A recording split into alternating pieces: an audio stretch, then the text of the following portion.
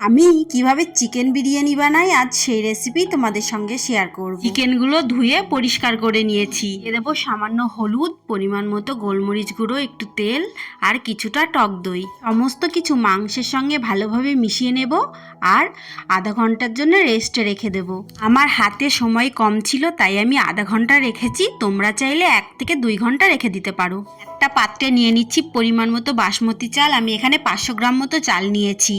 ভালোভাবে ধুয়ে পরিষ্কার করে আমি আধা ঘন্টা মতো জলে ভিজিয়ে রাখবো চালগুলোকে। এদিকে কড়াইতে সাদা তেল গরম করে বেরেস্তাগুলো ভেজে নিচ্ছি। পেঁয়াজগুলো এক মাপের কেটে নিলে বেরেস্তা কিন্তু পারফেক্ট হবে। বেরেস্তা তুলে রেখে দিয়ে আমি আরেকটু তেল কমিয়ে নেব কড়াই থেকে। এরপরে আমি এক এক করে ম্যারিনেট করা মাংসগুলো দিয়ে দেব। আদা রসুন জিরে বেটে সেই মশলাটার জলটা সেকে দিয়ে দিচ্ছি। পরিমাণ মতো লবণ আর লঙ্কার গুঁড়ো দিয়ে মাংসের সঙ্গে ভালোভাবে মিশিয়ে নেব।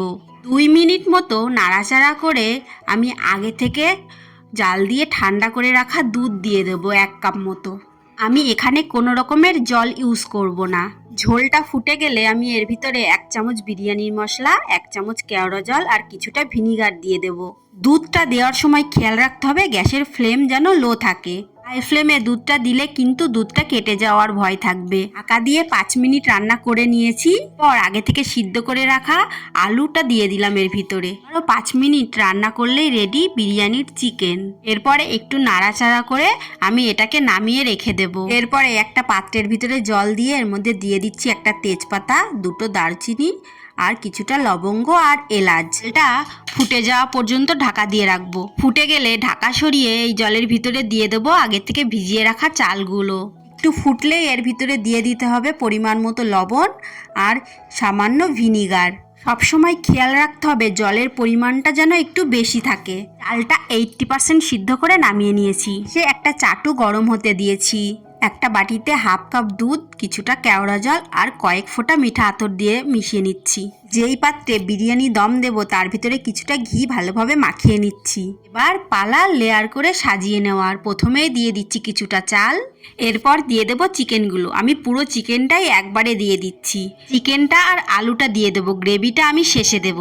কিছুটা বিরিয়ানির মশলা, এরপর দেব আমি বেরেস্তা ভাজা, তারপর দিয়ে দেব কিছুটা দুধের মিশ্রণ। এরপরে বাকি যে চালটা আছে সেগুলো সম্পূর্ণ দিয়ে দেব। এখন আমি একটুও ঘি ইউজ করব না, ঘিটা আমি দম দেওয়ার পরে দেব। আরও একইভাবে দিয়ে দেব বেরেস্তা ভাজা, তারপরে কিছুটা বিরিয়ানির মশলা আর শেষে যে দুধের মিশ্রণটা ছিল সেটুকু দিয়ে দেব। তোমরা চাইলে দুধের ভিতরে একটু কেশর ভিজিয়েও দিতে পারো, আমার কাছে ছিল না তাই আমি দিইনি। কেশর দিলে বিরিয়ানির রঙটা খুব সুন্দর হয়। এরপরে শেষের দিকে আমি যে গ্রেভিটা ছিল আমি পুরো গ্রেভিটা দিয়ে দেবো উপর দিয়ে, আর তারপর ঢাকা দিয়ে আমি দমে বসিয়ে দেবো আধা ঘন্টার জন্য। আজ আর দম দেওয়ার জন্য আটাটা ইউজ করলাম না, আজ এর উপরে একটা ভারী কিছু চাপা দিয়ে দিলেই হয়ে যাবে। বিরিয়ানির দম হয়ে গেছে, এই যে বিরিয়ানির ফাইনাল লুক। এর উপরে এবার একটু ঘি ছড়িয়ে দেব, তারপর পরিবেশন করে নেব। বিরিয়ানি এক একজন এক এক রকমভাবে বানাই, আমি যেভাবে বানালাম এভাবে একবার বানিয়ে দেখো, অসম্ভব ভালো হয় খেতে। এইভাবে বাড়িতে একবার বানালে এর যা স্বাদ বাড়িতে মাঝে মাঝেই বানাতে ইচ্ছে করবে।